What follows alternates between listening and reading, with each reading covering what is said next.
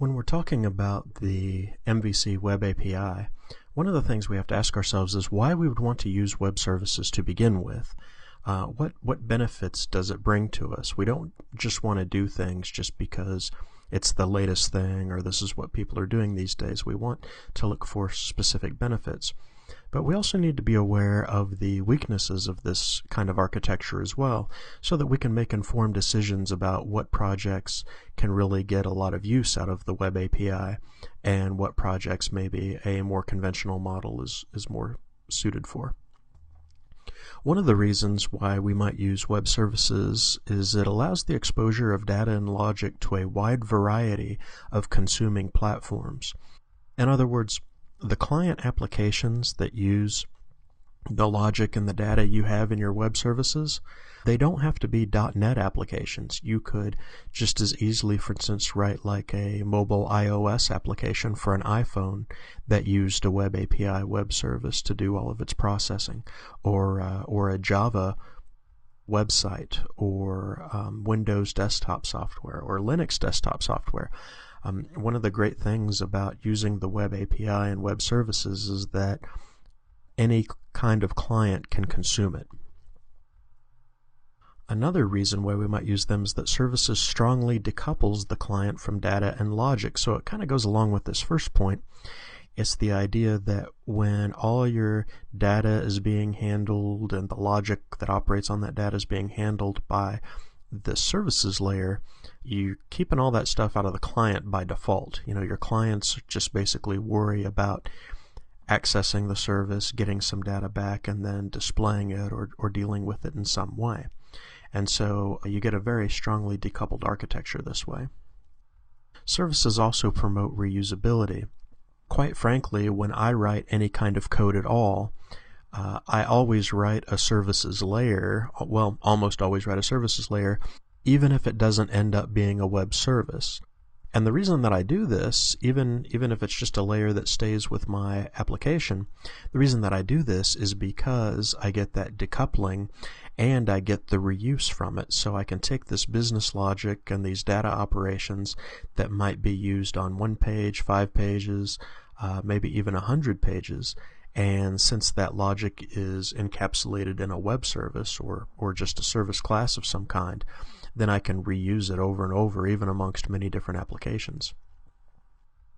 Web services are easily consumed with AJAX, and if you've not seen that acronym before, all AJAX means is that we're going to use JavaScript to make an XML request to a web service and get data back. Now, as this technology has evolved, hardly anybody uses XML anymore. Now it's almost always JSON, which we'll take a look at.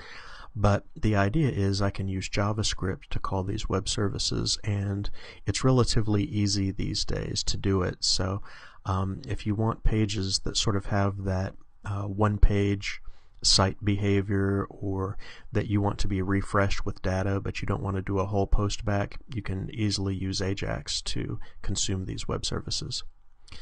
These kinds of services can easily scale. Since basically what you're doing is taking this logic and this data and putting it on a remote server somewhere, you could easily deploy that same service across web farms, put them all behind a centralized router or something like that. For most applications, you might not need to have your services deployed in multiple instances, but in your larger web applications where these services just get hammered by requests, day in and day out, thousands of times a minute or maybe even a second, the importance of being able to take that and put it on several different web services, or web servers rather, to load balance the demand, it's very important. That's harder to do when all your logic is contained in the client application. And then finally, one reason why you might want to use web services is that it can increase security, because the web services are probably going to be dealing with your data directly, and you may want to have tighter restrictions on that than you do your public web server that everyone's hitting all the time.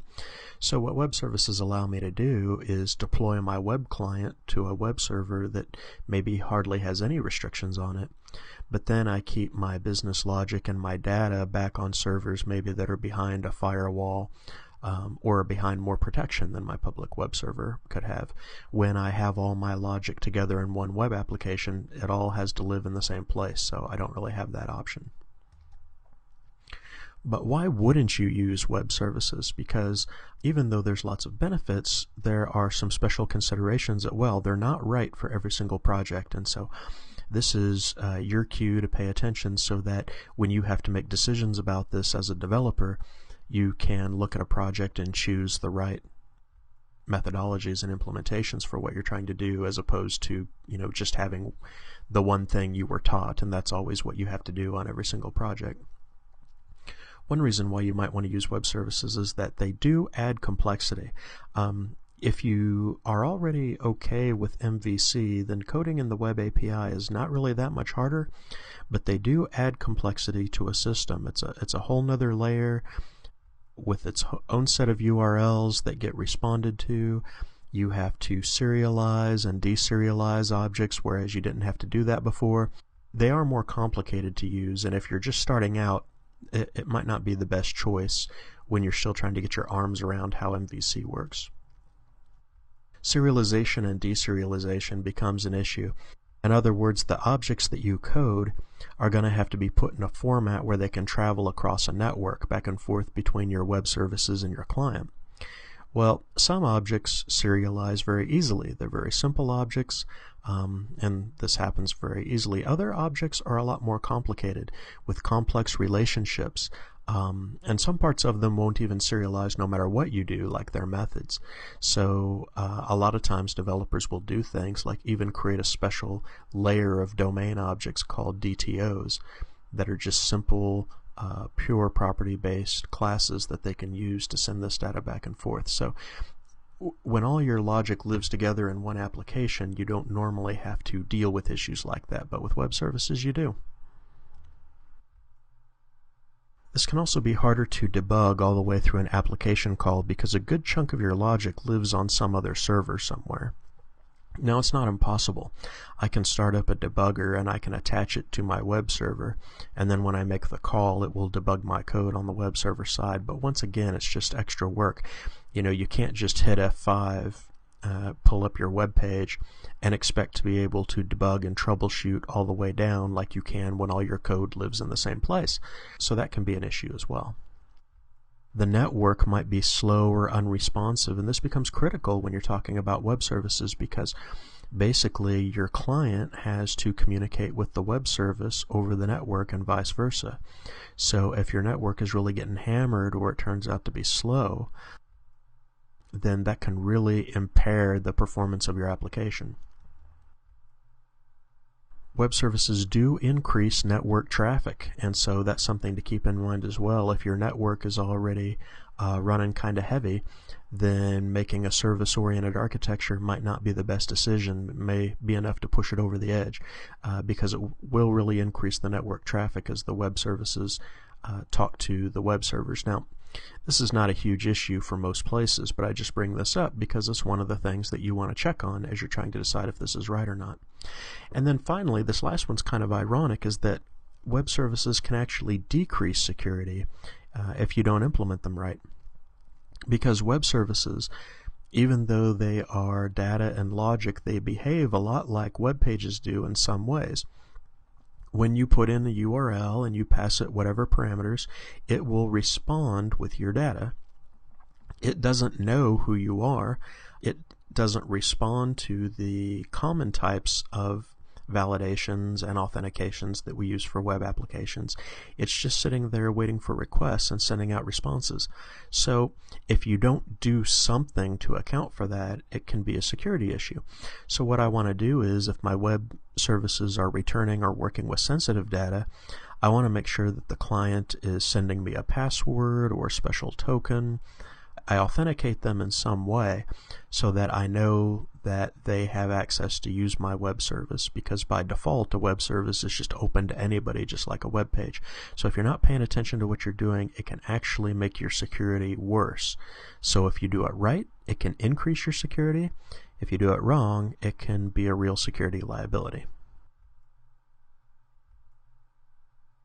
Let's take a very brief look at a request and a response to a web service just so we can kind of get an idea of what they are and how they operate. So what I've got here is just my web browser. I didn't make a web page or anything. This is just my web browser. This is going to be my client. And I want to access some customer data from somebody else's database. Now, they are probably not going to want to give me access to their database. Even if I'm writing a program that uses their data, they may not want to give me access to their database. And this is where a web service can help expose this data to me and to other clients as well, while still maintaining that security. So what happens is I'm going to put in a URL. This is going to go out to this web server, and the web server is just sitting out there listening for this request, and when I gave it, it gave me back this XML data. Okay. For me to use, this looks like a list of table names or categories, and this allows me then to return this back to my application and use this data in some way. Obviously my client application right now is just a browser, so it's not going to do anything except display it in super ugly colors. But you can kind of see how this works. The data and the logic that retrieves the data is sitting on another web server out there on the internet somewhere. My client application can use a URL to ask that web service for data, and the web service brings it back without me having to have access to their database or anything like that. And so the idea behind web services is you can make your data and your logic operate in this URL request and response way to be able to open this up to a wide variety of applications.